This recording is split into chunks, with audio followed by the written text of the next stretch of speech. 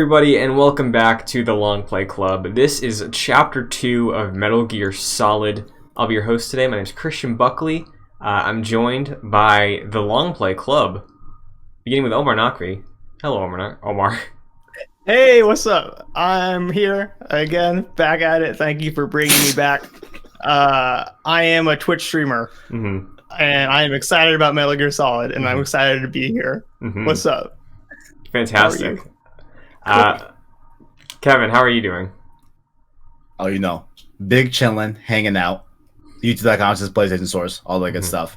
Gamescast as well. You know, I'm excited to throw out some things about this particular episode. You know, some things went down in the playthrough. We gotta talk about it, so I'm very excited for that. Okay. Very excited. And rounding out the Longplay Club, Jack Martin. So you like computer games? Hello. You can follow me on Twitter at FascinatedJack. How you doing? Doing good, Jack. For the viewers out there, wanted to throw this out. Discord's having some issues today, so please bear with the slight framiness. It's out of our control. Audio should be fine as well, and we might be able to throw gameplay up for this episode too, so we'll see what happens. But today we are continuing the deep dive discussion, definitive playthrough, if you will, of Metal Gear Solid here on the club. Part 1 has been posted. It is on youtube.com/joyclicks in a specific playlist going through Metal Gear Solid 1. Kevin and Omar are each streaming it on their individual outlets. Those are both linked in the description. And yeah, we're just going to pick up where we left off. Last week we did everything up to Revolver Ocelot, saved right after. And this week we kicked off leaving the armory and everything up until Psycho Mantis. So, I'm going to hit play again on our discussion from last week. I don't know if we touched on this, but the Merrill call. Look on the back of the CD case. Did we talk about this on the show? Briefly. I think I did. Okay. I know. After the show? Actually, I know what happened. I think I brought it up, and then I think Christian asked if I called her.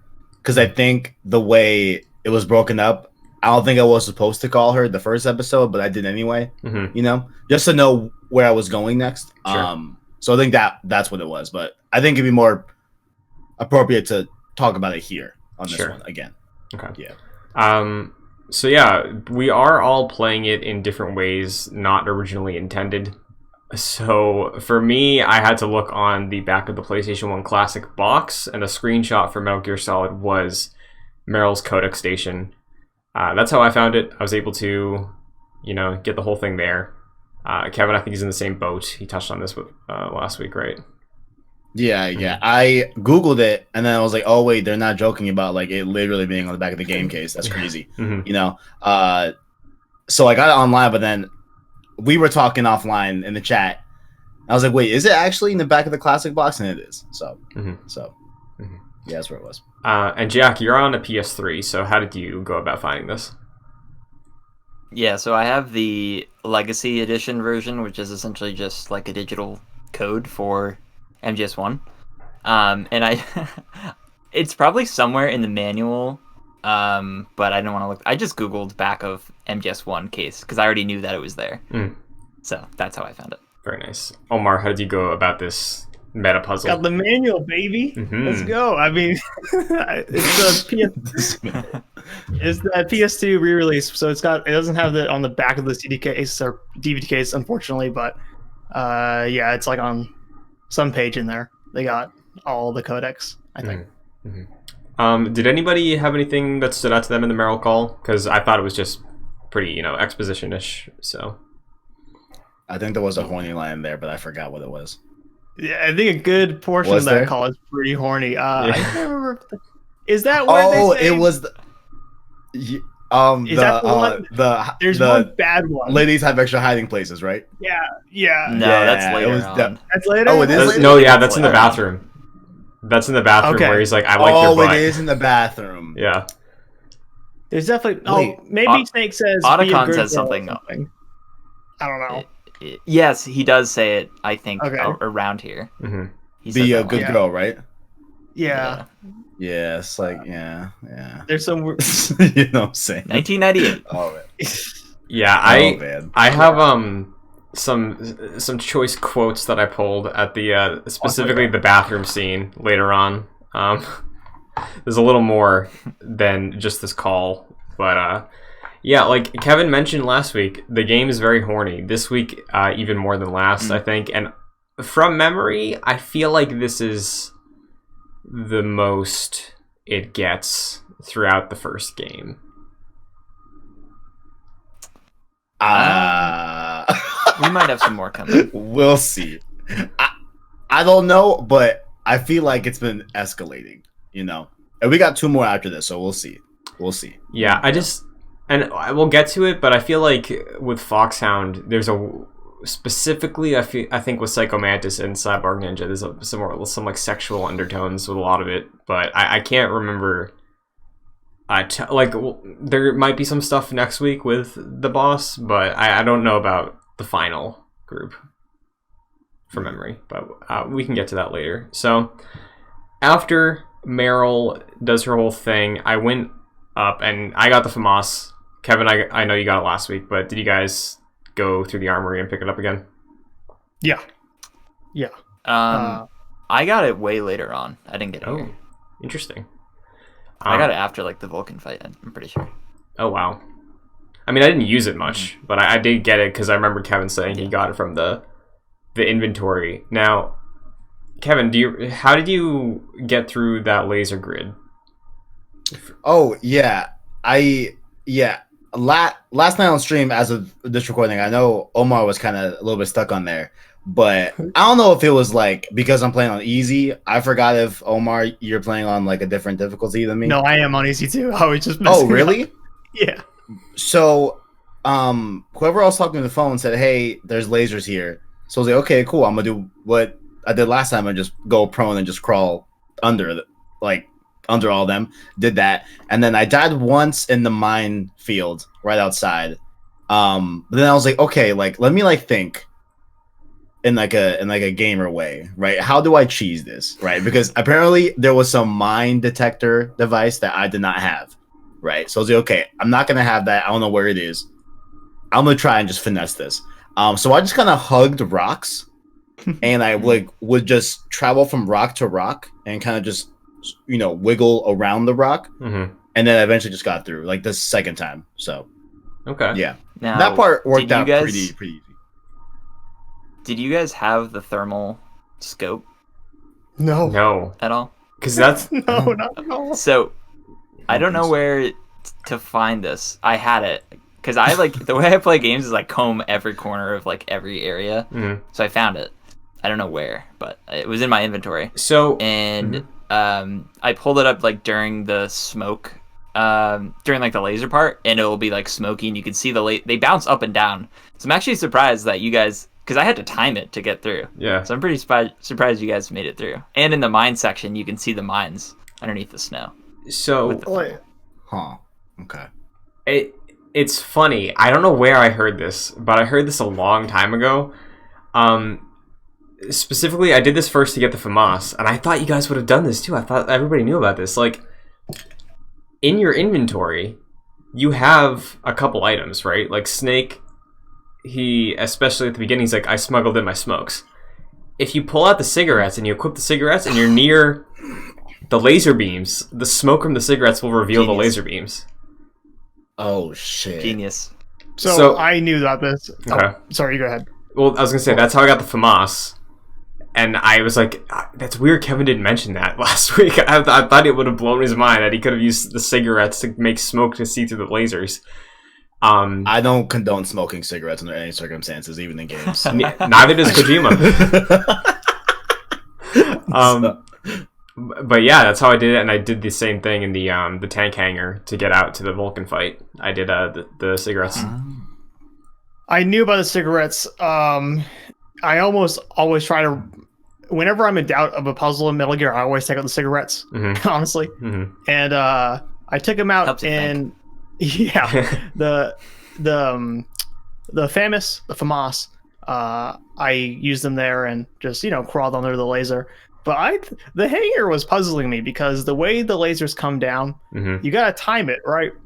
And I'm wondering, did you have the cigarettes equipped and was prone the whole time and like slid through perfectly? Because what I did is I took first person mode and looked to the right of the screen, right of the hanger, and just to see like, oh, they're coming up now. Okay, I'll inch in the next one, and Jesus Christ. Yeah, was I just doing it super wrong? That's crazy. I mean, I failed getting through even with the smokes the first time because, or no, I got through the second time, and then I got the call, and I was like, oh, I need the mine detector, so I went back, and the mine detector was in the top right, I think, where I got the SOCOM last week. So when I first got the SOCOM, it was in the exact same placement, I'm pretty sure, which was interesting. But I did double back for it, and I went through the second time with the cigarettes. For some reason, like, the depth was really weird for me. Like, I was having a hard issue parsing out which laser was the right one, and I triggered it a couple times, but yeah, I did have some issues with it a little bit.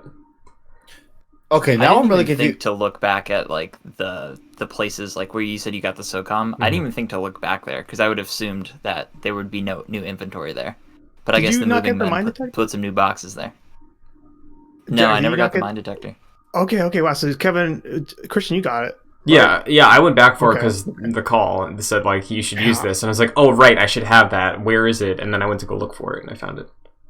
Yeah, I really thought that was impossible without it. Like I spent like an hour before I got the mine detector on stream yesterday, just like being like, oh. So can the laser hit you in that hallway when you're going prone? Like, did I just get like miraculously like super lucky? Yes, and just went through that without even seeing it. Is that what happened? Because you're not a gamer. On stream, I did not know that they were number one. I didn't know that the lasers were moving up and down. Yeah, I straight just went prone and kind of just went, and it was perfectly fine. I think you're accidentally becoming a speedrunner. Huh. Okay. All right then. Elite strat. I called Master Miller on the codec, and he imparted some wisdom that I think applies to your situation. He said, trust your instincts as a soldier, as a gamer. And that's what Kevin did. He trusted his instincts as a gamer. I kind of just went. I was like, all right, cool. I'm going to go pro. And I went. Yeah. Nailed it. That's funny. Yeah. During both those sections, I died, I think, 3 times. Yeah, one was one of the mines got me. And the second time, the tank killed. No, actually 2 times. Yeah, the mine killed me 1 time, and then the tank killed me a second time. And then that was it. Yeah.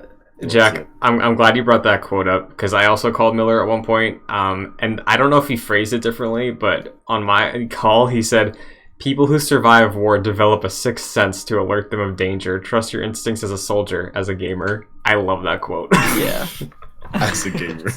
That was very good. It's one of those like press X to jump, like very much breaking the fourth wall sort of quotes, and I think it's hilarious. So one way or another, all 4 of us were able to get out to the canyon. Before I did, I was also able to grab a SOCOM suppressor, so that's been helpful for stealth. I think that was in the tank hangar, so if anybody missed it, you can probably go back there and get it, because it's actually helped me out a lot. Can you unequip reusable? It is reusable. It does not expire. Like, there's no set uses on it, but I don't think you can unequip it, Omar. It doesn't look like you can. Okay. So, all right. Yeah, it's on. Yeah, it's on. It seems useful, but I was a little bit disappointed at how weak my gun sounds now. But it's all right. It's in the future it'll be useful, I'm sure. Yeah. That's funny because, well, like in later cutscenes, Snake in my game has the suppressor attached on his gun, but I don't have it for Interesting. gameplay. So, maybe unless I haven't noticed it, but yeah, that's funny. Omar, does the suppressor affect the rumble as well? You know, I did not notice. Yeah, I'll have to think about that next time. All right. We'll talk about Rumble later. Okay. Don't worry. Yeah. So we get to the canyon and we get a call from a mysterious third party, Deep Throat. Oh, yeah. Oh yeah, I Kevin. put up a clip if you guys want to see that clip. Yeah, I was not. Yo, oh man, It was a good clip. shout out. I think I tweeted this at you, but I would have loved to have seen your reaction in like my high school history class learning about Watergate. The professor or the teacher's just like, yeah, Woodward and Bernstein, called Deep Throat, and you just have Kevin in the back of the class. What? Man, Yeah. good times, yo. Good times. So That was a good clip. Good clip. what was your read on that then, Kevin? Obviously, you think it's a horny game, and then there's this dude named Deep Throat. Is it a dude? Is it a voice modulator? What do you think is going on? I had no idea. No. I have no. Yeah, I don't know. I don't think we figure out. No, we don't figure out who he is in this one yet. I don't think so. In this part, I don't think we do. Yeah, we don't. He seems. Wait, I think he is like observing me from a distance. I think he's like aware of what I'm doing. I believe, and he's assisting me, if you will, like an invisible hand, if you will. Yeah. I'm relieved that Solid Snake is also like, who are you?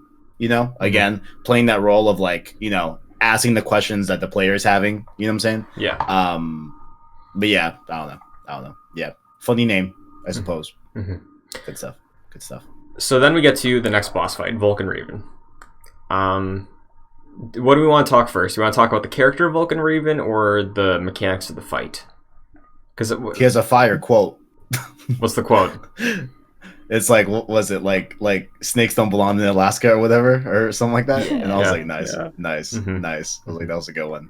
Yeah. It's a banger line. Does Vulcan Raven maybe not hold up? Yeah. I was a bit surprised. I don't know. I kind of. He seemed a little. I don't know. Maybe like a caricature or something. I don't know.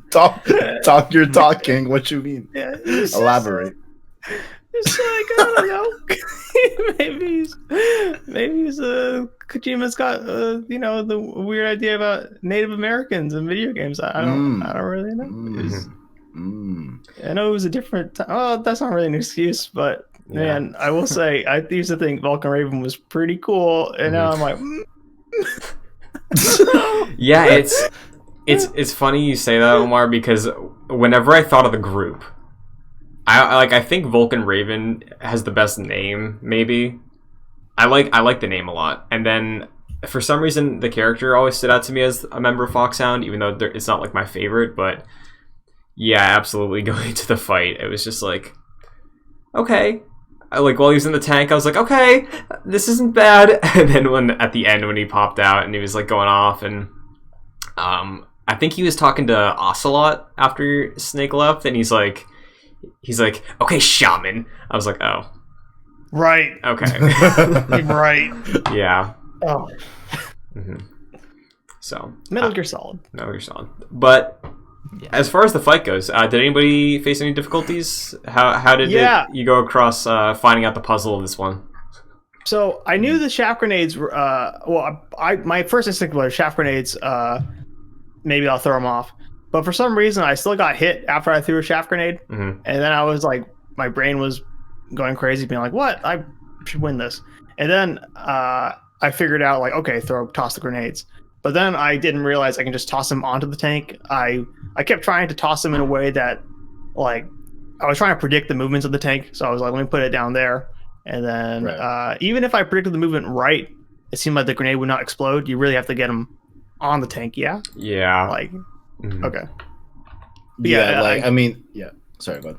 Oh, I was going to say, like, I think I died a couple times. Like, last week I didn't die once, but yeah, I died like 20 times during this episode. But, what were you saying, Kevin? Yeah, no, like I just hit him with the 1-2 with the chafe and then with the regular grenade, and then then like eventually he just died. So that one wasn't too bad at all. That was pretty easy. Yeah, I had called like pretty much everyone on the codec before like traversing to the tank, and then I think it was Meryl who said like blatantly like use the chaff grenades. So that's how I figured out like how to do that. I don't think this was a particularly hard fight. It's actually like fairly easy because you basically just have to predict the like the range of fire of the machine gun, Mm-hmm. but like it's so clunky having to use like the D-pad to sort of maneuver, and then like what Omar was saying, like having to perfectly like toss and arc the grenade up onto the tank, and even if you get it on there, sometimes it like doesn't work. Yeah. It's I think it's the game sort of like not recognizing that like you did it properly, so it just takes a while, but yeah, eventually you get it. Yeah, for a period of time at the start, I remembered and figured the chaff grenades, and I double checked on the codec, and Nastasha said the tank has Vectronics. I don't know what that is, but she's like, yeah, use them. And I was able to freeze it up, and I was like, oh, the gunner comes out, I should just like mow him down. Didn't work. And then I tried explosives. I tried like C4 and like seeing if the tank would roll over it, but at some point I think I just might have thrown a grenade and then realized it wasn't working unless I like threw it near the gunner. But yeah, most of the difficulty I found, Jack, you're right, came from like the controls and like maneuvering around the actual game. But yeah, that was the third.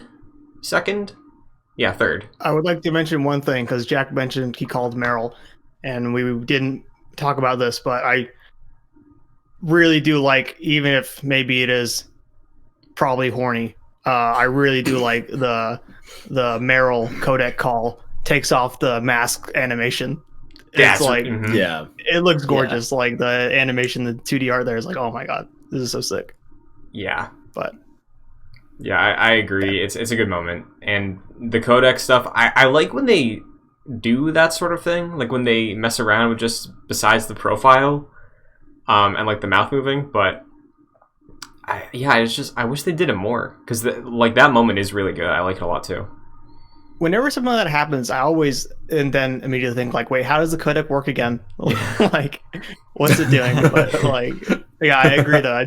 They should do more of those. They're awesome. Mm-hmm. Yeah, because Especially you with would presume calls, even all that, static. Sorry, what? yeah, like based on like the way they're acting, it looks like they can see each other, but it doesn't. Like they would have to have a video feed, which would make no sense. Mm-hmm. Yeah.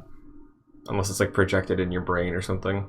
I don't know. Yeah, sonar maybe. Wait, I that's don't know. a really good point. The nanomachines, man. Yeah, because Nanomachine. Oh, first Nanomachines mentioned, I think, in this episode, right? Or was that the previous one? I think they talked about it last time. I think Naomi mentions like she gave Snake nanomachines in episode 1, like when she's talking about his vaccinations and stuff.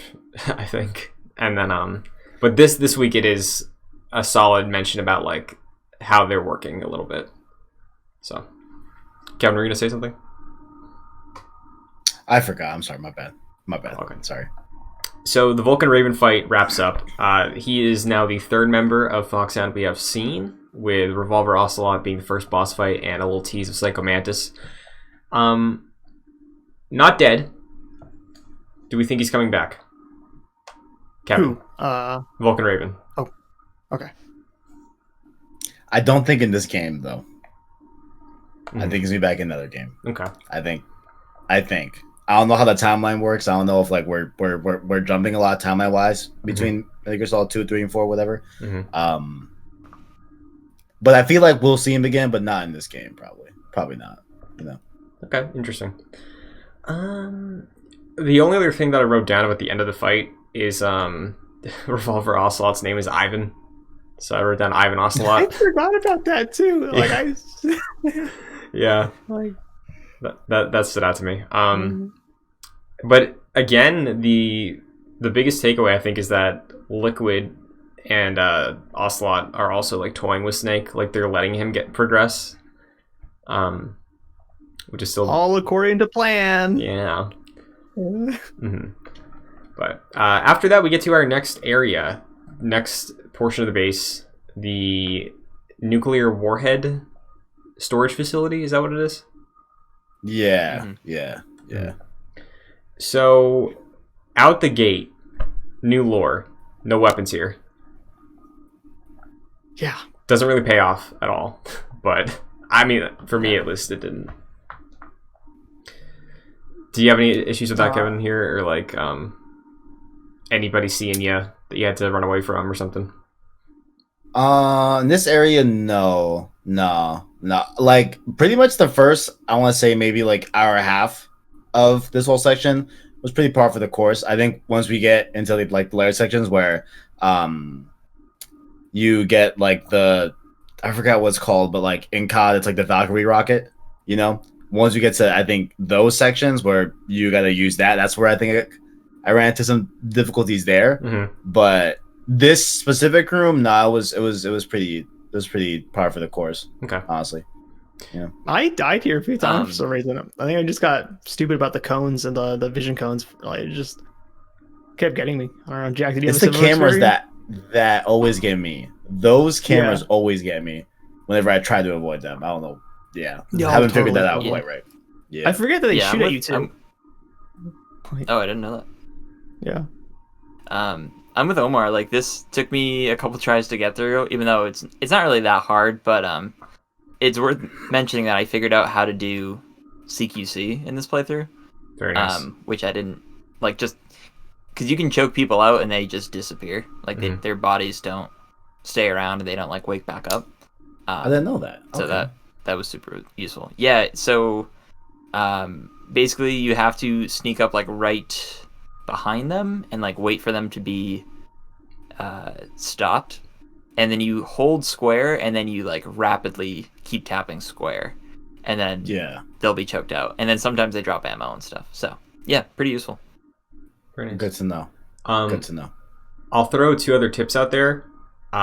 Dealing with the cameras, I've found that when it's pointed like away from you, like whatever direction you need to go in, if it's pointing the direction you want to go in, if you run up on the opposite direction where the cone isn't, and then you stand right beneath it, it won't see you when it comes back. And then when it goes away, you can just run straight away. So there is a little bit of a blind spot beneath the camera, and it's pretty generous. That's how I've been dealing with it. Okay, so technically just like hug the wall and wait for it to move. Mm-hmm. And then you can pass under it, right? Okay. Yeah. Gotcha. Mm-hmm. Gotcha. It's not like a wall. It's like a legit cone. How it works, okay. Right? Because you can easily pass under. Mm-hmm. You would imagine with a real security camera, there is a blind spot like right beneath it. Like it can't look down because it's on the oscillating thing. And that maintains in the game's logic. But the other thing I was going to say for stealth, again in the tank hangar before moving on, I found a cardboard box. So that's been helped me out a little bit. What are those for? I haven't used them. I assume maybe I'll need them later on, so I'm just keeping them around, but I don't know what they do, to be honest. So right now I have 2. Do you have 2 as well? Yeah, I think I have A and B. I think is how they're labeled. Mm-hmm. I think. Yeah, I have both A and B. So I haven't had a chance to test this out yet, but A and B are labeled.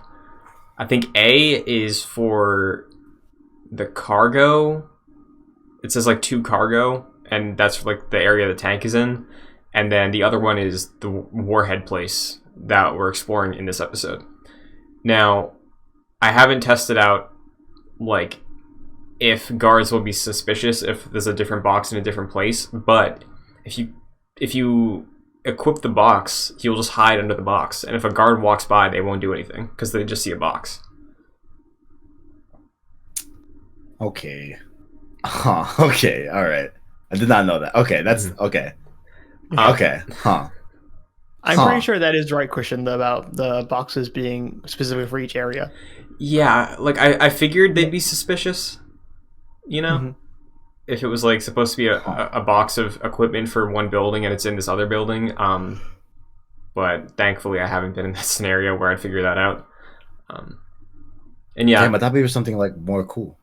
Like, I mean, I don't know. Okay, it's kind of cool. Pretty cool. It's kind of cool. It's like mobile cover. You can walk with it on, so like you'll like crouch walk. It's fun. Oh, okay. Yeah, so like a turtle action. Okay, so like a turtle type thing. Okay, all right. It's like I think it's like in Sly Cooper with the barrels, essentially. Sure, yeah. You're just like Okay. you're walking around with that barrel and jumping out, getting people. We're gonna add something. Oh, I was gonna say I think the cardboard box is as iconic as the bandana, if not more so for Snake. Oh yeah, I can't I figure agree. it out. It's 100%. he needs that box.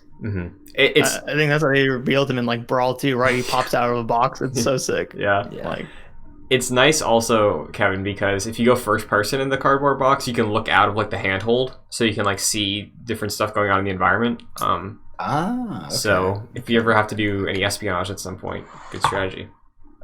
Gotcha. And Omar, I also noted that this is the area where nanomachines are referenced, because Naomi says she programs Snake's nanomachines to not be able to be used in this area. yeah. Okay, that's crazy. If I was Snake, I'd be so pissed. Oh, he was. He was very upset.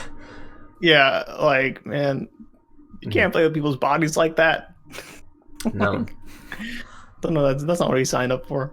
I don't know. And yeah, I think the rest of this is pretty much standard fare until we get to the Nikita, which Kevin mentioned, the missile launcher. So Yes. Yeah. Is this one? You're this hinting one? at? No. Okay. No. Oh no. Okay. No. Yeah. This one took me a little bit okay. to get, like, because it was mainly like trial and error. Like, okay, like where do I have to arc this? You know, like I didn't know that. Well, at first I didn't know that you have to go all the way down, make a left, all the way around, make a right. Yeah, right. Yeah, and go all the way up, and then go to the other room and wind all the way there to destroy the power box.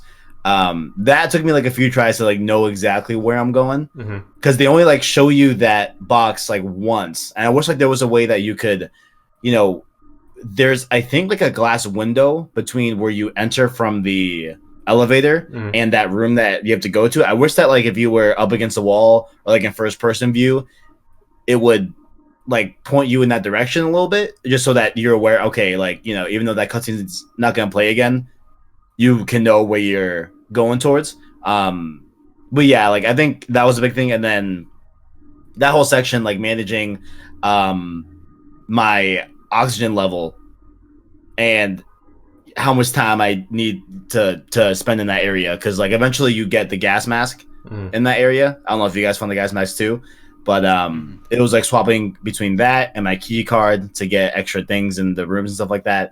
So juggling that a little bit was kind of not like super hard, but okay, cool. Like I get what you want me to do here. A little bit cumbersome, you know, but yeah. So this was the first part where I got into a little bit of like, okay, what do I need to do here? You know, but it wasn't. I had one moment, maybe my first try of that, where I was, you know, curved the Nikita around into the panel box, right, to destroy the electric fence or whatever it was, grid floor. And as soon as I did that, I got a game over because Snake like died out. He stopped breathing. Ah, damn. It was kind of nuts.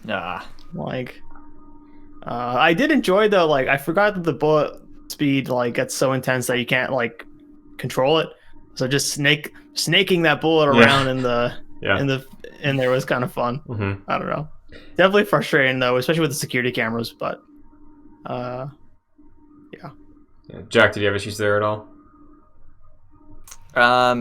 I was mostly calling Meryl to see what to do, because you get there and then you're met with like the electric floor and the gas, and basically anytime I enter a new area, I just call everyone on the codec, and then Meryl's like, yeah, there's a rocket launcher on B1, and then yeah, just went from there. I basically did what you guys were doing and just like left and right the missile so it like slow down and then snake it through, and then yeah, find the gas mask. But that's pretty much it. Wasn't too difficult. Probably took me like two three tries to do. Yeah. So did all of you go directly to B2 or did you stop in B1 first? Because I, similar to Jack, I was just going down like sort of progressive, so I didn't feel like I was missing anything, and I went to B1 first and did a sweep, and then I found the Nikita there. So I had it by the time I got to the basement. Yeah, same. Yeah, I had by the time I got there. I thought what I had to do was B1. Then I just found the launcher and didn't see anything else to do. Then I went back to B2 and I was like, okay, cool. This is where it's supposed to be. So. Nice. Yeah, I went to B1 first, I think, as well. Cool. Yeah, I went straight to B2 because that's what Meryl told me, and then I Right. told her, and she told me to go to B1. Savage. So this is where we get a little interesting, because after we get through this little gas puzzle, we have our gas mask. We get to the chamber that it's like a oxygen resupply or something, and the music cuts out, and you just hear sound effects. Mm-hmm. Love this introduction. Yes. Yes. Because you have like 2 interstitial rooms to go through, and it's just like you're sitting there, and you're like, should I be worried? Like, Kevin, if you enjoyed this, run me through what your thoughts were hearing those sounds. Oh no, okay. Yeah, so you going through the first 2 rooms, you're hearing the sounds, okay, what's going on? Then the second room opens up and you see a hallway of like blood and bodies, whatever. It reminded me a ton of what, in hindsight, I kind of wish was in the remake. It reminded me of the way FF7, the like OG FF7 introduces Sephiroth. You know what I'm saying? Where like you don't really ever see him that much in the first part of the game, but you see like I think it's on the ship when you're on the way to Costa del Sol, I think, right after remake ends, like where we go next. I think it's on the ship where you see that like bloody scene and the bodies and all that from Sephiroth. Light spoilers. But that hallway reminded me a lot of that. Like, and I thought that was super, super cool. I was like, yeah, okay, I like that. Mm-hmm. I like that a lot. Yeah, super cool moment. Definitely. For sure. Big fan. Swords. Katanas. Yeah, I really like the hallway too, because it's a fun little mystery, you know. It's like it keeps you guessing, and then you get an immediate payoff on it. But Omar, how do you feel about the introduction of this next character, the hallway scene going forward? Wait, are you talking about Otacon? More Cyborg Ninja. Or... More Cyborg Ninja. Oh, okay. More Cyborg Ninja, you're saying? Yeah. Okay. I think he gets a cool introduction. Mm-hmm. I think Cyborg Ninja, you know, I thought he was cool when I was a lot younger, and you know what? I still think he's pretty cool and badass. He's a damn robot, and that voice acting is awesome. And man, he just shows up. And can I talk a little bit about his lines a bit later? Or oh yeah, because this introduces the next boss fight, the big lots of cutscenes, Otacon's introduction as well. We get more of that after the fight, but yeah, Cyborg Ninja is the next chunk. In any good shonen anime, you have 2 protagonists, and they always want to fight each other. You know, they always want to cause pain, and this is just like that. Like, it feels really like great. Cyborg Ninja and Solid Snake are just or maybe formerly, I don't know, respected battle mates, and I really love how Cyborg Ninja is like, I need to feel like alive again, cause me pain. Mm-hmm. I don't know, it just does something for me. It's just the coolest thing ever. Mm-hmm. Honestly. Yeah, very similar analysis to Otacon, just comparing it to his Japanese animation. Yeah.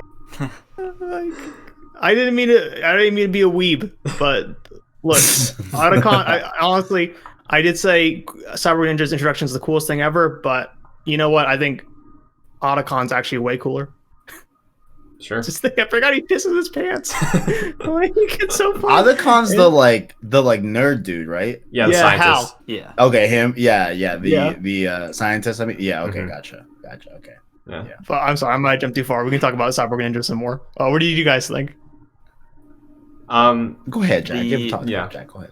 The coolest part of Cyborg Ninja is like the mystery about him, because like he shows up way back in for us episode 1, and I think he's like the most different of the characters we've seen so far. Like, we haven't seen any ninjas with swords popping up, and then he just like leaves. He just is out of there, and then he comes up here, and now he's talking about like knowing you in a way, and Snake's like, I have no clue who you are. And throughout that whole fight, it's like, how do you know me? And he's like, the old Solid Snake wouldn't resort to this weaponry to take me down. It's like, for us, like the players who maybe didn't play older Metal Gear, maybe it's like, who are you talking about? Like, this is the first game. I have no clue who you are. So I think that's the coolest part about him is just sort of the mystique behind him, and still having like the mystery even after the fight. I took your advice, Jack. This week I called everybody during fights with bosses, and the one that stood out to me, touching on last week, because with the original Cyborg Ninja appearance, I think the Arms Tech president was like, ask Naomi or something. Yeah. So I called Campbell, and Naomi was on the call, because I don't think she has a specific codec number. In the manual, it's Naomi and Campbell are listed at the same frequency. Okay. I think they're in the same room. That makes sense. So I called Campbell and just to see like if he had any background on it, and I don't think Campbell said anything, but Naomi said it couldn't be, and then Snake was like, "What?" and then that was it. So she goes dot dot dot a lot. Yeah, we get one of those like like the anime grunts. Yeah, what's frustrating about that is like Naomi's like, "Oh, never mind," and then you're like left to your own devices essentially to fight Cyborg Ninja. It's like, can you give me something? Because after the fight, if you did this, she'll give you like way more information about Cyborg Ninja. It's like, you could have told me that. Would have appreciated that like 5 minutes earlier. But whatever. I think you made a good call, Christian, because I want to see how you guys fared with this, because I think using the codec in this particular fight is so far the most useful time to do it, because in so many different cases people are giving you hints and it's not very direct. I think the most direct is Master, forgetting his last name, Miller, but you call him and he's like he'll essentially say like, Cyborg Ninja is just toying with you, try throwing away all your weapons. And it sounds ridiculous, but that's essentially what you're supposed to do. Yeah, that took me a while to figure out. That and not like a while, but I was like, oh wait, I gotta hand-to-hand combat this dude. Okay, bet, So I didn't realize I wasn't supposed to shoot him or like use any, I think I was using chafing grenades on him though. Yeah, I think I was using chafe grenades. I think to like stun him. I think, and then I would get a few hits in there. I think. Yeah, what I was doing, if I remember correctly. So. At some point, if you do the chafe grenades thing, like you do a few hits and then it's like he doesn't take any more damage, right? Despite being down for a while. Yeah, I was doing what Kevin did too. Yeah. Yeah, and also when I try to call everyone as well, and the line about throwing away your weapons made me think like, is there a way to throw away the weapons for a while? But I was just unequipping it. That took me a bit, honestly. But yeah. I do like this fight a lot though, and just the way it progresses, because initially I used my entire stock of chaff grenades, but it was unfortunate because it was like you got a boom boom boom combo in on him and then he collapses. Like Omar said, he can't take any more damage, and I think by the time I used them all, he got to half health and went into stage 2. But the way the fight progresses I really like, because same, there's the initial one of just trying to figure it out, and then I believe stage 2 is when he goes invisible and like teleports around the room. Yep. So I really like that, like trying to hunt him down. And the third one is when he's like instant transmissioning all around you and he's kind of like sparking electrically.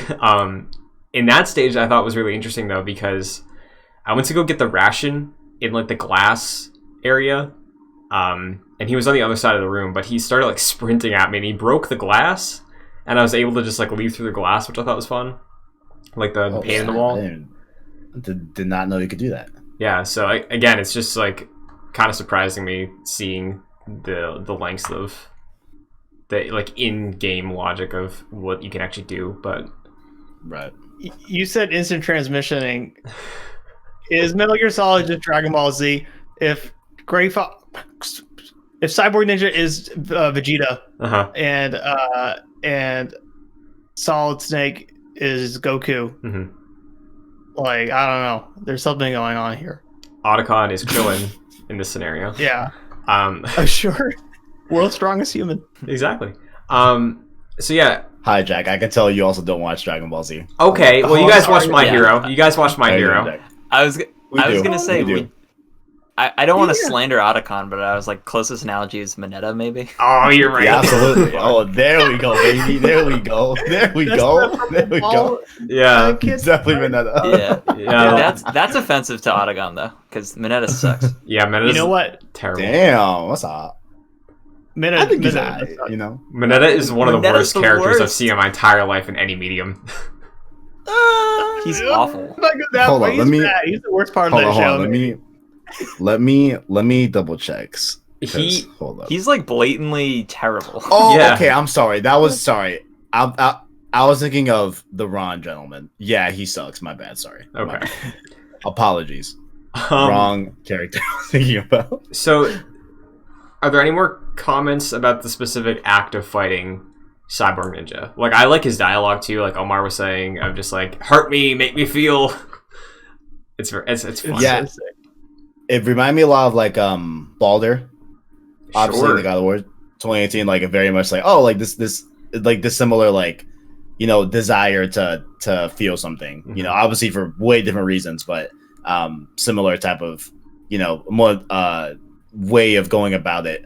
I like the 3-stage fight. I think so far it's my favorite multiple stage fight so far that we've seen for sure. Mhm.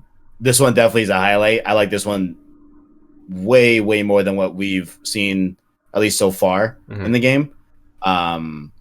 Yeah, I think it's cool. I think it's neat also how I think the way when he goes invisible, right? I think they put him under lights in the actual game. That way you're able to see his silhouette a little bit better, which I found like a nice little touch, Mhm. Because it blurs a little bit, so you can see the outline pretty easily if you know where you're looking. But I feel like the placement of, putting him under lights, I think, was a really nice touch as well. Overall, I thought it was a good fight. Definitely a very good fun fight for sure. I don't know how they did that camouflage stuff on the PS1. Honestly, I think it looks really good. Like it looks. Really, It does look really great. good. Yeah. Also, I don't know if you heard my keyboard typing there, but I was looking. I heard this a while ago, and I couldn't tell if it was Twin Snakes or this one, but it's this one. Do you guys watch The Grim Adventures of Billy and Mandy? Did you ever see that show? Couple episodes. Okay, well, the Grim Reaper in that show Yeah. was the same voice actor for Frank Yeager. Fuck me. Shit. So, Wait, what happened? Never mind. If you like baseball, Wait, what? if you like baseball, check out this baseball bat I got. You ever go to a restaurant? I have this tiny ass bat. Do you know what the deal with this is, Kevin? Like, why do they make bats What you this just said? What happened? We're like beating up, like. Wait, let's go back to the voice actor. What's the problem? Don't worry about it. I did some bad research. I got the wrong article. Oh man. Okay. Okay. I am so sorry. I should have researched before the show. Maybe I'll come back with a document. Shout out to baseball. You know what I'm saying? Shout out to Popular baseball. people, You know what I'm saying? Great American You know what I'm saying? So, home run. You know. so Absolutely. we fight Cyborg Ninja, Automatic first down. and then Snake pulls Otacon out of the closet, right? And then we get into this talk about Otacon's history, about like being a duped scientist or something, and he was inspired to get into science because of anime. And he's like, I can't fucking love believe, that. yeah, he's like, I can't believe people want to use science to harm people. And then we get into more of that real world footage of like nukes and stuff, and we also get footage of an anime. Is that a real anime, or is that like anime for this game? I think it's I was footage of gonna police knots. I think it's footage of Kojima's. There's second a story, poster. Yeah, there is. I'm pretty Is sure. that a real anime? No, it's the Police Knots was the game he made just before this, I think, on PS1 and Sega Saturn. I never played it. It's like a visual novel kind of thing. But that's where the the Konami boot up thing. Oh, really? That boot up animation, the sound comes from the Police Knots soundtrack. So yeah, a lot of this game has more Police Knots than I remembered. Honestly, maybe we should play Police Knots. Yeah, that Interesting. That surprised me because I was wondering. I remembered Otacon's whole shtick being like, I like anime, but I didn't realize that it was they use like anime footage in his introduction, which was surprising. Yeah. Oh, honestly, I forgot the name Otakon meant literally otaku convention. Like, I knew there was otaku in there, but why convention? Why would you call yourself I'm a convention? I don't get it. I don't. It must be a bad English translation. Probably, Maybe, yeah. I can see that. Because like, why would you want to be called like Comic-Con as your code name? That's the exact same thing. Hey, honestly, Like, yo, it's 2013. yo, that I'm E3. Like that, I don't know. That sounds kind of fire. That actually does sound pretty good. Mm-hmm. Comic-Con sounds like a pretty cool code name. Comic-Con. Taxis also. Yeah. I'm with it. It's cool. So in terms of the rest of Otacon's intro, this is where we get a lot more, I think, so far this week of the military bad questioning politics. Wait. Mhm. Can I do one more? Yeah.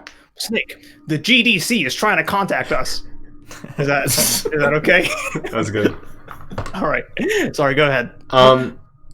Jack, with the Otacon introduction and dealing with more of the political stuff, because it's really been absent for most of this week until this point.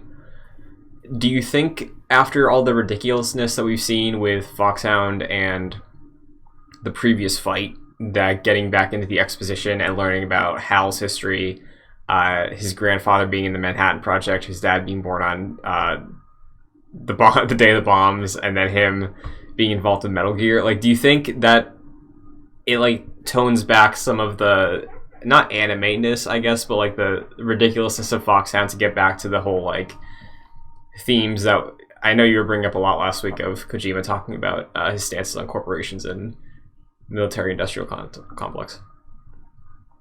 Yeah, in a way, but I also think it's like a good 10 minutes worth of exposition, and I found it to be very convoluted in a way, because they were saying a lot, but nothing that was particularly new from what the conversation we had with Baker was last week. Like, it's basically Otacon coming to terms with his role as a tool in creating these like weapons of mass destruction and or like these tanks that can use WMDs, but he figures it out, and they're talking about all of the like nuclear capabilities of Metal Gear, and they get really into the weeds at first, and it's like, wait, I didn't realize that you could use nukes on Metal Gear, and it's like, yeah, we kind of already knew that. So it's essentially just Otacon figuring it all out, and it seemed a little confusing to me at first, but I did like what you said with the family history. It was nice to hear that, and him basically sort of reconciling with his lineage from his grandfather and father, who seemed like pretty bad dudes. Yeah, I'm generally cool with like a game hitting a certain like main plot point in once or twice or whatever, you know, kind of just to like make sure that the players aware, oh yeah, like this is what we're doing, this is what's happening, you know what I'm saying? And that way, like, it doesn't get forgotten or like missed, you know, and or it doesn't get brought up until like the final point in the game or whatever, you know what I'm saying? So like, I'm personally cool with them, you know, spending a little time to rehash and double down on certain things. So that didn't bother me particularly, but I do get where you're coming from, where it's like, we already heard this, like, and if you're playing this all, you know, completely and not week by week, you probably heard it maybe like 45 minutes ago, something like that, you know, at that. So like, obviously it's gonna be pretty fresh right there. But yeah, no, like I definitely get your point, but yeah, I don't love like the way we get exposition dumps, like in terms of how much is said there, you know. That's what I also don't like either. Like, I don't like how it just like how much there is when we do get exposition, you know, because like this second episode I was like, okay, cool, like at the end of the fight I'm gonna probably put down the controller and just watch, you know, for X amount of minutes or whatever, you know. So like, I don't love that. I wish it was sprinkled out a little bit more and like a better way of kind of like divvying up all those things, but it is what it is, you know. It is what it is. I wonder if like you just like skip all the cutscenes to Metal Gear Solid, like what the gameplay ratio is there, because I bet you it's like 2 hours at most. Like if it's just playing it, like Yeah, I don't know. Yeah, Definitely. I think also, I mean, not touching on where the series goes with the cutscene balance, but like I think also it speaks that it is the first time there's ever been, to my knowledge at least, like this level of narrative delivered in a cinematic way in a game, you know? So I feel like it's harder to do like that seamless flow of cutscene to gameplay to cutscene to gameplay, like the way we're used to it, if this was like the first solid example of that, you know? Like I think the limitations of the PS1 probably are part of that as well. As someone who loves Resident Evil now, I've played some of the PS1 ones, and the way they handle it is also there's no cutscenes, so they don't really have to split it up that way, but most of the exposition is given through like static shots, a couple lines of dialogue. Okay, now explore the room, and then like memos and stuff you pick up and have to read. So I think it is part of the, we can't have it be seamless, you know, because there is a very clear transition most of the time with cutscene to gameplay, with the exception of like those black bars that we talked about last week, I think. So Right. but yeah, I get why that could be annoying for sure. One thing I liked also, though, that I did think was a little new, and I don't know if this was trying to contextualize the VR missions, was that Otacon mentioned that the nukes could be tested in VR on the servers, but the reason why the base existed was to get it done practically and actually have solid info, because the VR stuff wasn't representative of it. And then he was like, look at these servers, this is VR or something. So I didn't know if that was if that was supposed to be VR missions or just like continue to build out the world that way or what. But I think Meryl mentions doing VR training, right? Or maybe Snake Siley comments all that training simulations you have doesn't come close to real combat or something. But maybe that wasn't actually VR. I don't know. I just kind of assumed it.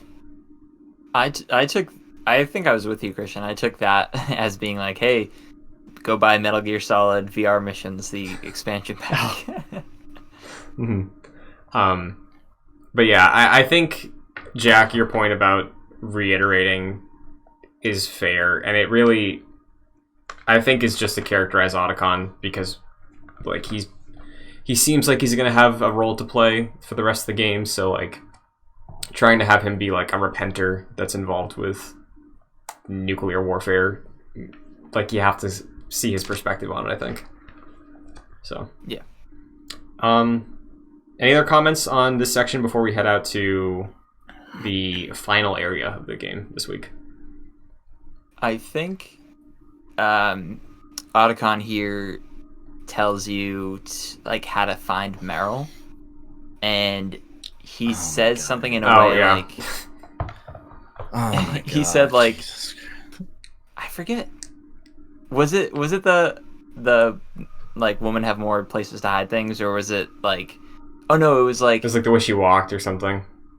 The way she walked, and it's like that women have more places to go and think or something like that. Like, where do you think a woman would go to think?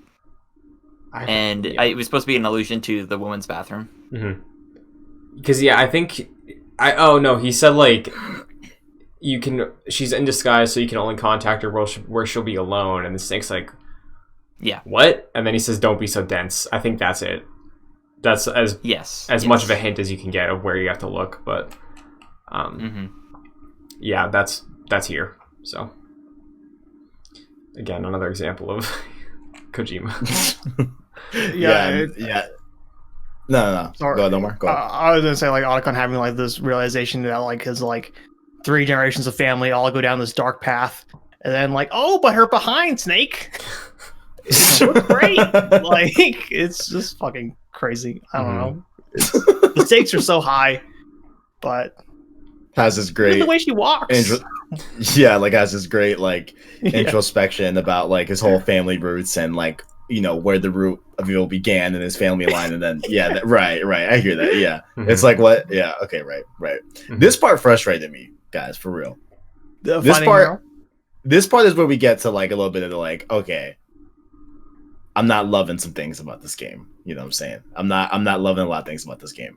I don't know, and let me know. Like maybe I wasn't paying attention. I don't know what was going on. I'm on stream. I'm really trying to, focus on chat, but also focus on the game at hand. And I didn't realize what audio cue they were talking about.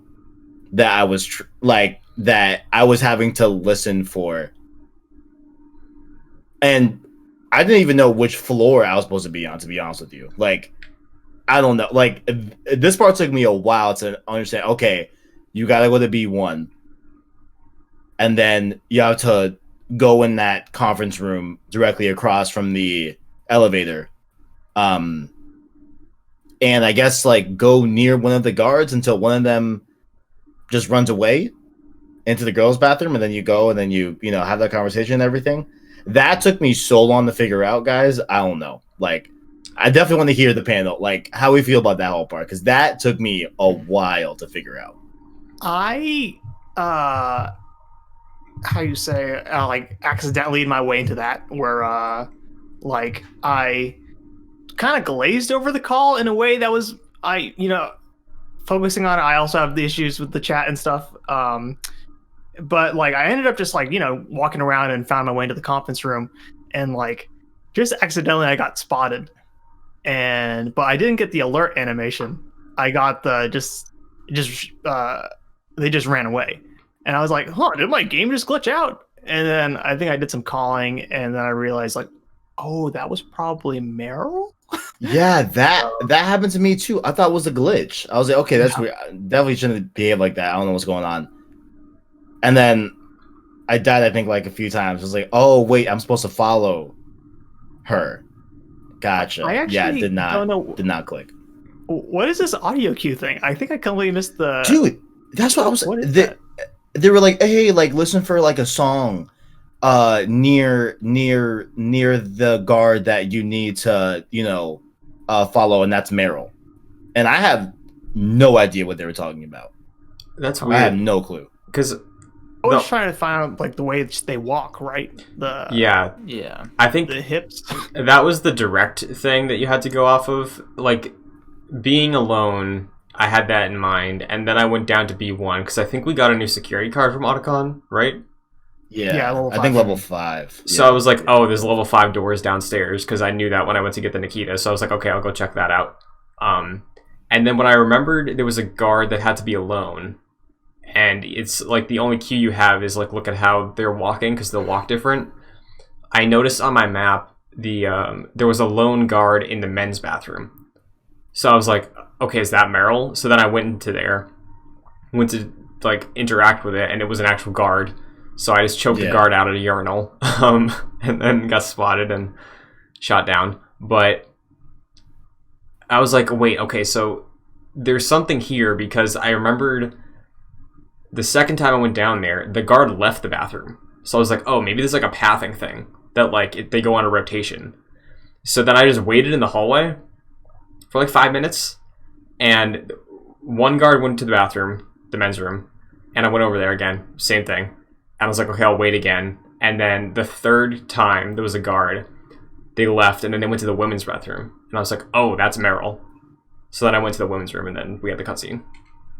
So I was just staking it out. Wait, so the way. Do you want to go? I'm sorry. Yeah, go for it. Okay, I'm sorry. Podcast. What was I talking? Christian? Did you go into the conference room? Okay. I thought you had to meet Meryl in one of the sections, one of the rooms in the conference room or whatever. Mm-hmm. You don't have to do that. No, you just went straight to the bath. That was the first time you interacted with her. Was in the bathroom. Yep. Scene. Oh, Yeah, there was the pillar by the women's room. I was standing behind it so I could see who was coming and going. Because I was like, one of them is going to be walking differently. So I was just waiting because I saw that they were like rotating out to go to the bathroom. And after the third guard that left went to the other bathroom, I was like, oh, I don't even need to see an animation difference. It's just everybody's been going to the men's room. There's a women's room I can't go in right now. This guard is going there, so I checked and it was her. So I didn't have to interact with anybody. I was just waiting. Okay. So Jack, how did you do this? The way I remembered it was like Otacon very like obviously says something in regards to like where would a woman go to think or whatever, and I was like, well, I remember the only reference to like that I noticed going to get the Nikita was the woman's bathroom and me not being able to go inside of it, and I was like, that's like, I guess that makes sense, but like that's strange. I can go inside the other bathroom, but I can't go inside this one. So I immediately went there and I noticed I still couldn't open it, but I went into the conference room and just went first person. There was like 2 guards there, and then one of them was obviously walking like dramatically differently than the other. And I was like, all right. I actually went to like go CQC Meryl, and then it wouldn't let me, and then she shot at me and then ran away. So like she actually caused me some damage. Interesting. Did that cause an alert situation? It said alert, but no guard came after that. Like it went away pretty much instantly. Huh. Okay. Yeah, I never noticed a difference in the animation. I think at that point I wasn't paying attention to the animation. I think I forgot about that. I was focusing on like this audio cue that I was supposed to listen to, and then it kind of just stumbled on accident where I got spotted and then went over to the So the audio cue is interesting because I didn't know anything about an audio cue. Like the only mention I remember of music was, I think after Meryl, it said something about like there was a like music that one of the Foxhound people were using or something like that. Somebody referenced that, and then after the bathroom, Meryl was like, the music's gone. Yeah, I remember that, but like, wasn't there something that the scientist was saying about a music track playing on like near this guard? That's what I remember. Maybe I was wrong on that. I don't know. Maybe he was saying something else about it and wasn't referring to the process of how to find Meryl. But I was going off that, and it took me a while to figure it out. Gotcha. Okay. Kevin, was this the point that you have been hinting at this section? No. Like, okay. No. Okay. Sorry. Getting ready. Drag it out. All right. Drag it out, guys. All right. So the scene in the bathroom with Meryl is next. The one quote I pulled, but boy, I could have pulled more. I had psychotherapy to destroy my interest in men.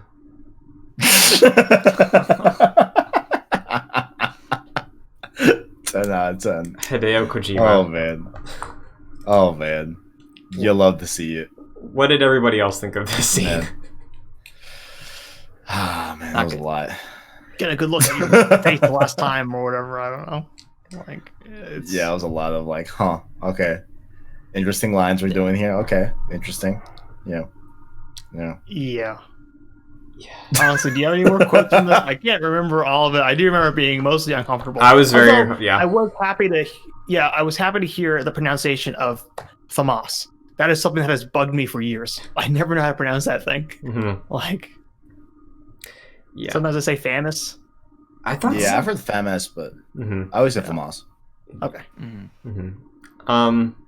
There was a lot here that I didn't even bother writing down, but like, it's weird, and I think Kojima, this is an instance where I feel like we can look at future stuff. He never got better at writing women, ever. I don't think he's ever changed. Like looking at Death Stranding, I don't think there's any like strong women with agency in that game. The way, like, I think it's less like in your face than it is in Metal Gear Solid 1, where literally Meryl gets like body snatched. But like, what, you didn't like Quiet? Yeah. Fragile, not fragile. You'll be ashamed of your words and deeds. Yeah. Man.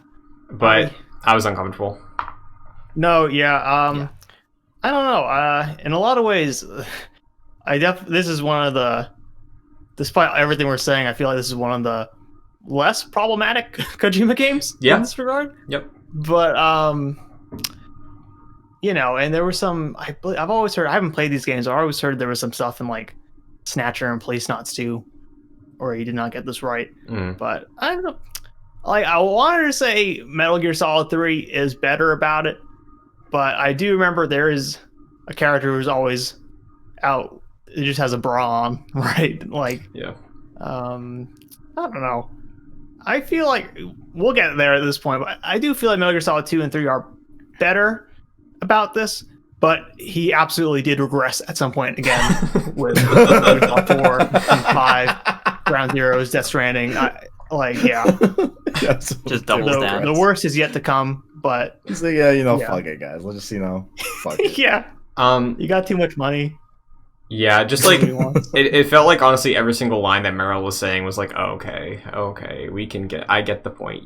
I get exactly why she's here. We can move on, because like she literally has like I spent my entire life trying to understand my dead father by going into the military. Like, okay. Yeah, it was really weird. Yeah, I was like, wait, that perhaps therapy, might help too. I don't know, Yeah. But there's a 3-punch, I feel like, with Otacon and then this Meryl, and then this upcoming quote. We'll get there, but this really does feel like in a lot of games. I don't know if this. I don't mean. Okay, in a lot of ways, this game does feel like an incel game, maybe. Like, explain. What do you mean by that? Because I think you have a point.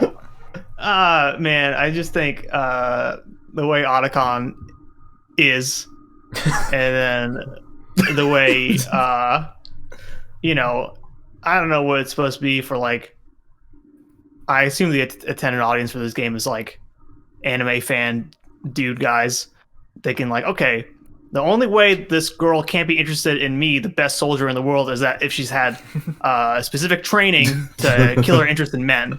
Like, absolutely. Yeah, and then the only way. Yeah. Well, then the Psycho Mantis says something later, but I don't want to jump there yet. But yeah, there's a lot wrong with that scene. We don't have to hang on it anymore, but yeah, I think we said enough about it. There was a good line from Snake in that, though, that I wanted to shout out there. He said, "All the heroes I know are dead or in prison," which, again, just going on in that Metal Gear, like... I love that shit. Yeah. It's very, very good. That was cool. And before... I should... Can I mention one more thing? I'm sorry. Yeah. There's a good... there's a really good moment with Otacon and Snake when they first meet, too, where Snake is, like, checking on him to make sure he is going to have a heart attack. Yeah. I like that a lot, too. I love that part. Dude, good call. I really love that, too. Because I was also like, wait, okay, he's talking a lot? Hey, listen, this has happened twice already, okay? It can happen a third time, I guess. I don't know. But yeah. That was a great moment, too. Good call. Good call. He seems very cold, but he's a big softie. Which I appreciate. I really like how the interaction plays out, where like they're just going on about like warheads and his family trauma, and then he's like, "Hey, you okay? Like, you need something?" But yeah, after this we have the introduction of Psycho Mantis, and this is the final talking point of today. Now, I don't know how we should go about talking about Psycho Mantis to begin with, because Psycho Mantis is, for a lot of people, like, the thing about Metal Gear Solid 1, right? Like, I can't tell you how many times in my 23 years of life I've seen articles or editorials or Watch Mojo videos that are like, listen, this is really interesting. Like, you won't believe this. You unplug your controller. Like, it's always been cool, and I do like it as a fight, but this is like so many people put this as like the big thing about Metal Gear Solid. So like it was probably sorry, but I was just gonna say I think it's an interesting thing to discuss for this type of thing. So go ahead. It's probably the dumbest thing I've ever done in gaming. I'm not even gonna lie. Wow. Unplugging the controller and putting it to the second port is probably the dumbest thing I've done in a while. Cool. I think it's incredibly stupid. It is not novel. It is not this like, oh my god, guys, like holy shit, it changed game mechanics. It is stupid. It is really, really dumb. I thought it was very, very dumb. So, did not like it. I think the memory card thing is that one okay. You know, that one all right. You know, that one's get that any one's saves? that one's neat. No, because I didn't have any saves on anything else or the Metal Gear. And like he like says something I think where it's like I forgot what he says, like, oh, like you don't have like that wide a taste or something like that, or he like makes a comment about like me not having a lot of saves on my PlayStation. But I'm like, okay, you know what, that was neat, you know, because I looked into that more and saw like, yeah, like read a bunch of saves, it would read off, you know, a bunch of them. I think yours said Castlevania, I think, Omar. Yeah. Yeah. So I'm like, okay, you know what, I'm like, all right, you know what, that's cool. But the controller thing, I just thought that was really dumb. So that was really stupid. What did you think was stupid about it? Was it like the fact that they don't tell you, or no? Like not even that. I just think like it's such a like cumbersome. I know it's not really that bad because you're just playing it, like you're switching the ports, but like I think the essence of you having to do that is, I think, just really dumb. Like I don't think that is like anything like cool to write home about or whatever. Like I can see how that might be cool back in '98, sure, but like like that's near like that's like the same level of like when I was playing Golden Abyss on my Vita and you have to put like a physical light up to the camera at some points to like see, like it's like that levels of stupid where it's like this is just dumb, you know. Like I think there's a comfortable region of breaking the fourth wall, or I don't know how, you know, even further than that. I forgot which wall we're breaking here, where you gotta do something in like the tangible world to interact with the game, you know. Like I thought the game case thing clever, you know, quick little thing, all right, clever, cool, whatever. But this thing, nah, man, I thought it was really dumb. I thought it was really, really, really, really dumb. How do you feel about it in the context of Psycho Mantis' character and abilities? Because I can see where you're coming from of like the action being stupid, of like having to unplug it and plug it back in, but I guess mechanically, because it is a mechanic, how you use that to like circumvent his mind control, like in universe of like Snake needs a way to like surprise him or catch him off guard. Like it is a weird fourth wall thing of like there, like what is Snake actually doing here? But like how do you think about that in terms of him being a psychic and like having to mess with him on a weird level that he's not ready for?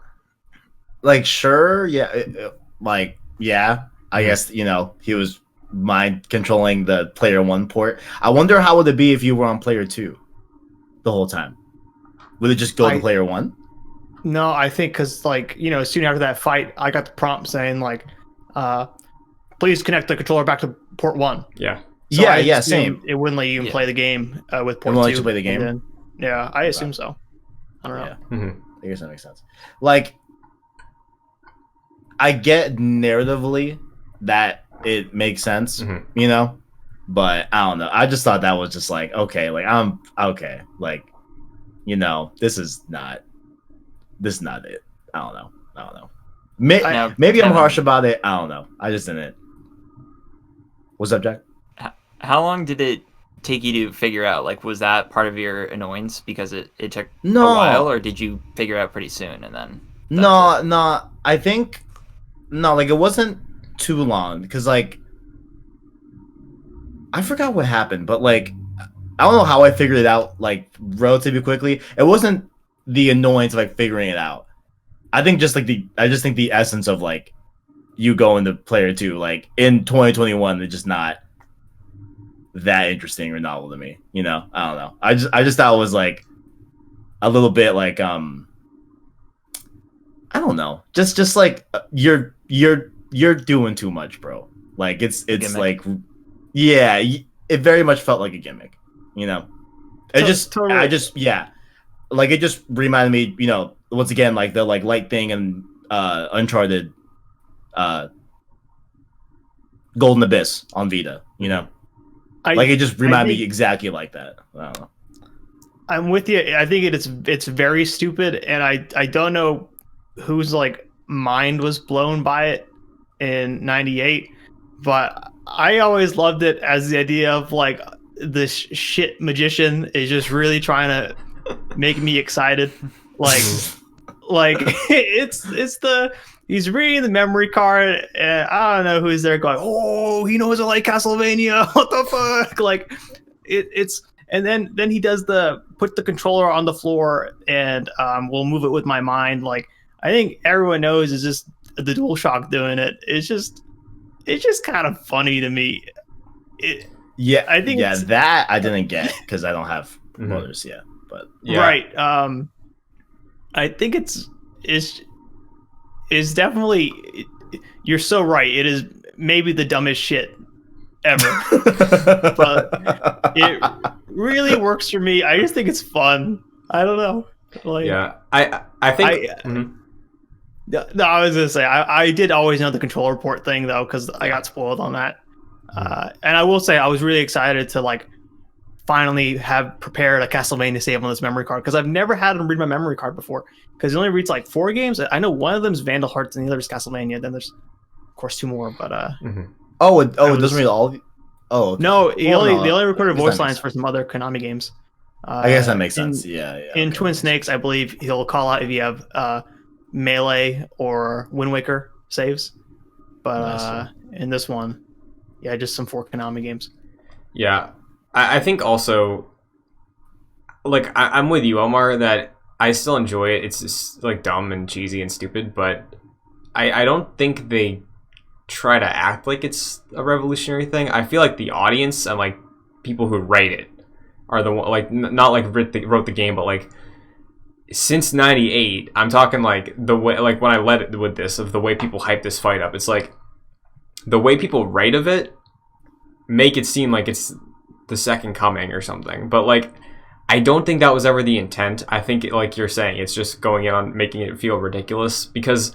Yeah, my favorite thing about it, and the reason I don't think they're going to for it to be a serious thing, is when we get the green text Hideo instead of video, which is like supposed to make you think that the console shut off or something. It's like, wait, it says like video 1, like video 3, channel 3, like that is the thing that I like about it, and it goes into making it feel more like they're trying to get you, but yeah, it's like I don't think Psycho Mantis is supposed to be this revolutionary thing that influenced game design, you know.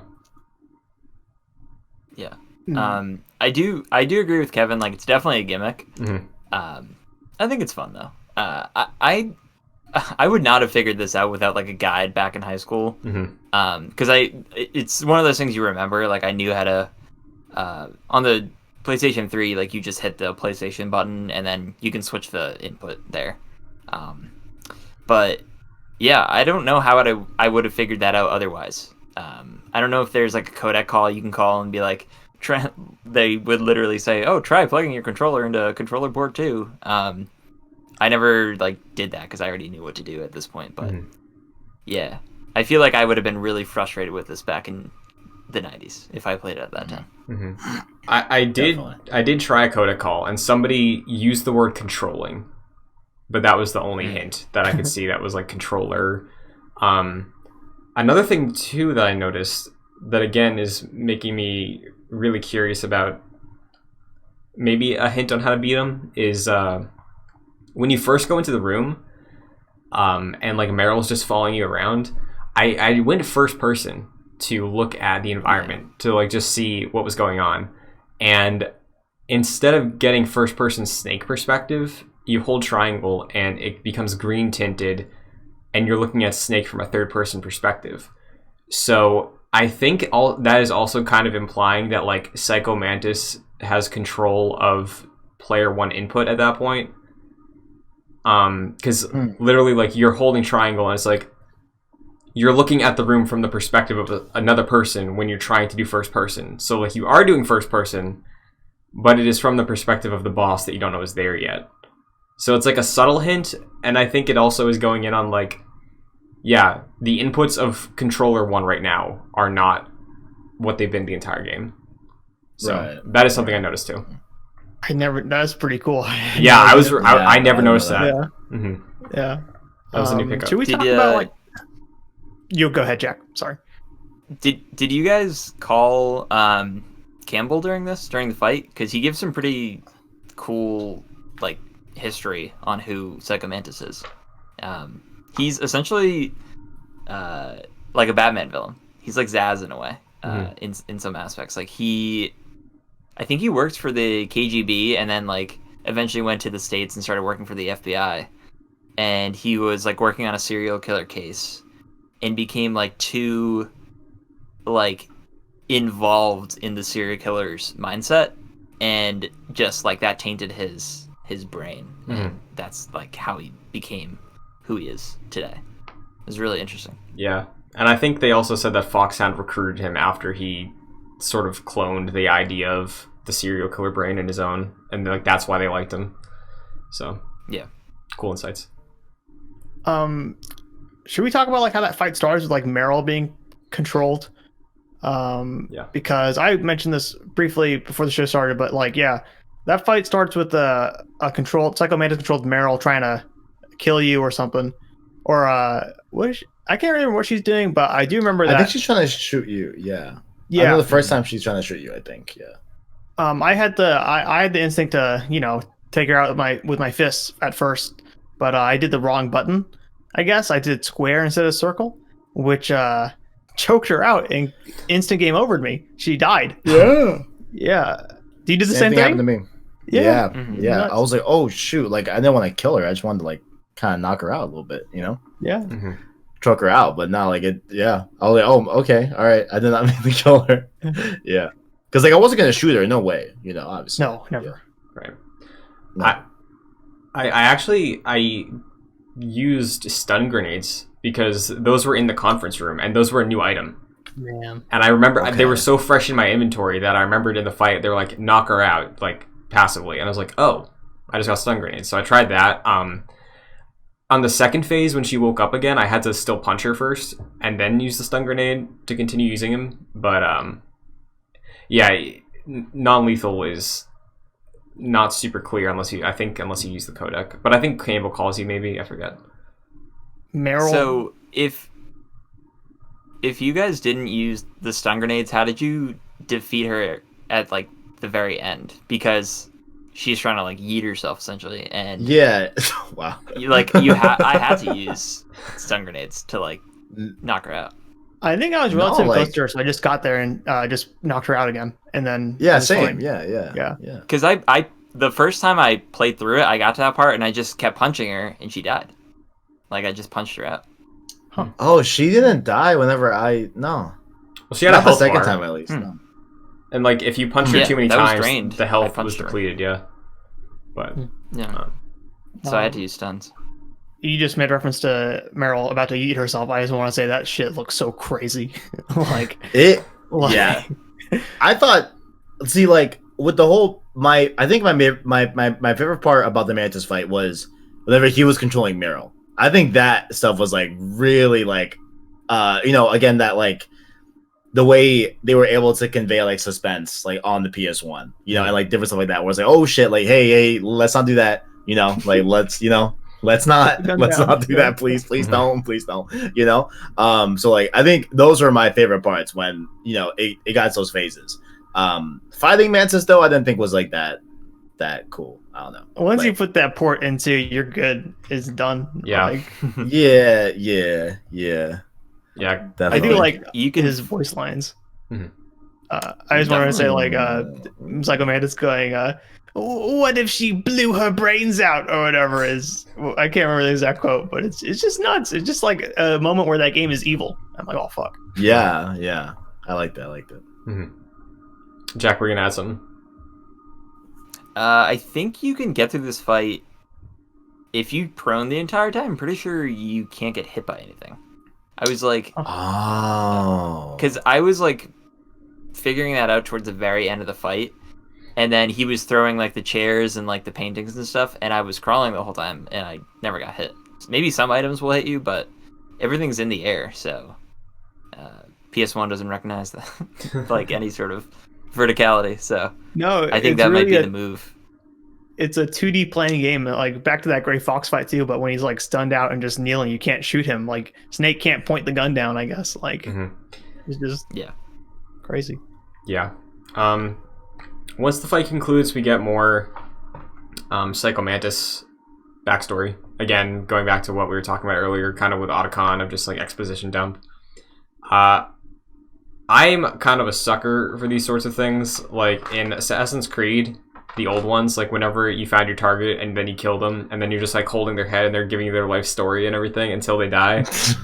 I like that a lot, and seeing that here again is fun, because I think the idea of Psycho Mantis and his history, like Jack was saying, is very interesting, and everything he was talking about in terms of his outview on the world, the relentless comparisons to Snake, which I liked a lot. Yeah, what do you guys all think of the conclusion to the Psycho Mantis stuff?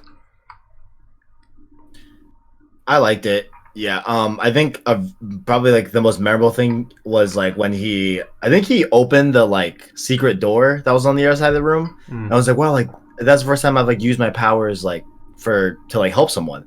You know, like just like little things that like are so over the top, but like still, you know, kind of like, okay, like I hear you, you know. And then he asked, it's a very like Vader thing, low key, where he's like, oh, like take off, you know, my like mask, like I don't want to like, you know, control people's minds. I want to like be with myself when I pass or something like that. You know, like little like things like that, like that are definitely like cheesy, but it worked for me. You know, I was like, okay, yeah, like I get it. You know, you're a villain. Let's hear you out.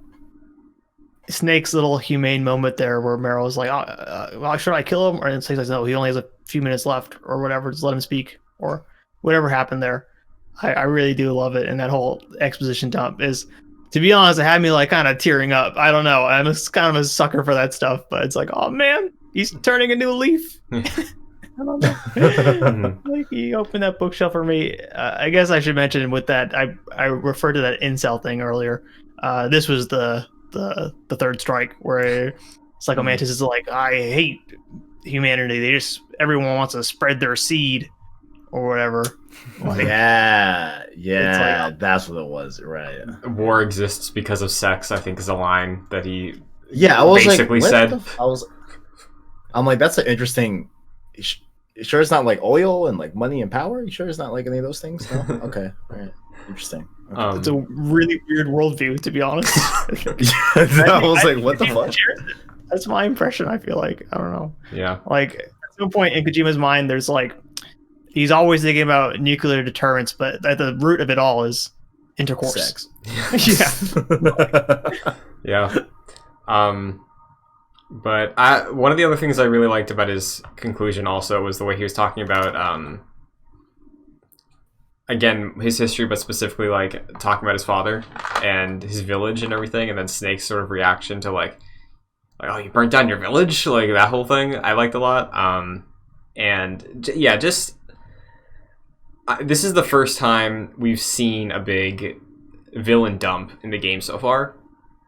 And while I don't think he's the most interesting fight or anything like that, I do really like his backstory. So I'm glad it's still a hit for me. But, I'm wondering if everyone here are Titanfall 2 fans, right? I think. Absolutely. No. Okay. Yeah, totally. I think I feel like when I played Titanfall 2, I always felt like that was the enemy, the combat, the enemies in that game were directly inspired by Fox Sound. I felt like in this game, where Sure. I believe like they all have there's always a little level leading up to it, and then I believe you get some good backstory too. Maybe after they die, I'm not really sure, but yeah, really, anytime there's like a Fox Sound team in the game like this, I really do love it. Really do. That's a good call. For sure. Well, that is where this week's play session left off. We opened up the corridor. I saved right after that cutscene was over. So next week is going to be, the way we broke it out was the entire Sniper Wolf arc. So we end on Sniper Wolf 2. That is what we're playing to for next week's episode. Is that where disc 1 ends, maybe? I think. What was that? Is that where disc 1 ends, is right after Sniper Wolf? I think so. Okay. I think. So I guess same thing as last week. We can just go around, plug what we all want to plug, and give final thoughts on week 2. Kevin, you want to kick this off? YouTube.com to PlayStation Source. Ratchet and Clank Extreme Series. Oof, man, we got to some good quality gaming last night. Okay, Ratchet and Clank Tools of Destruction. Oh my god, you gotta be kidding me, guys. Oh man, I'm humped. Not humped. Sorry, I'm pumped. Excuse me. I'm pumped for that. Excuse me. Pumped for more of that. We'll be starting next week. Quest for Booty, and then a Crack in Time, then into the Nexus to end it off. Metal Gear Saturdays. It's like Saturday morning cartoons, but it's not. Check out that. We talked about some topics this week involving PlayStation. Why can't I remember them on the top of my head? It's on the channel. Check it out. Why not? You know.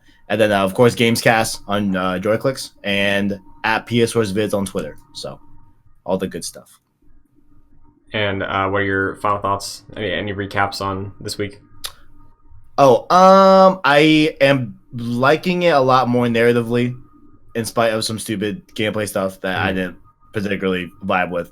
But overall, like narratively, it's definitely like okay, I'm more intrigued as we get more into this story in this mission. So very excited to see where it goes. Jack, what about you? Sure. You can follow me on social media at FascinatedJack. If you're listening to this, Christian and I will have released our thoughts on WandaVision Episode 3, which, as of now, has yet to be released, but by the time of this, it will. Yeah, we also have a Pokemon show called My First Mon. We're running through Pokemon Emerald. Yeah. And, as for my final thoughts for Part 2, if we were at about a 5 out of 10 of weirdness in MGS in Part 1, we're at like 10 right now. And it's only going up. So, I'm excited. Omar, what are you?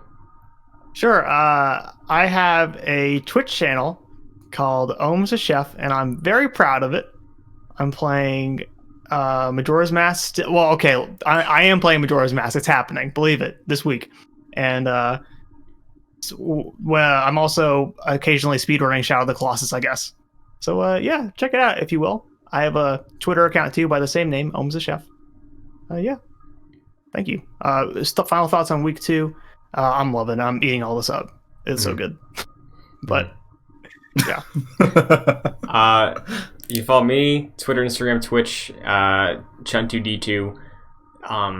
Again, like, I feel like the chunk we did this week is where it really starts to feel more like what Metal Gear is. Like, I love the introduction, but this is really when it gets more comfortable and like, hey, this is what you're supposed to be dealing with on the surface level and reading into that.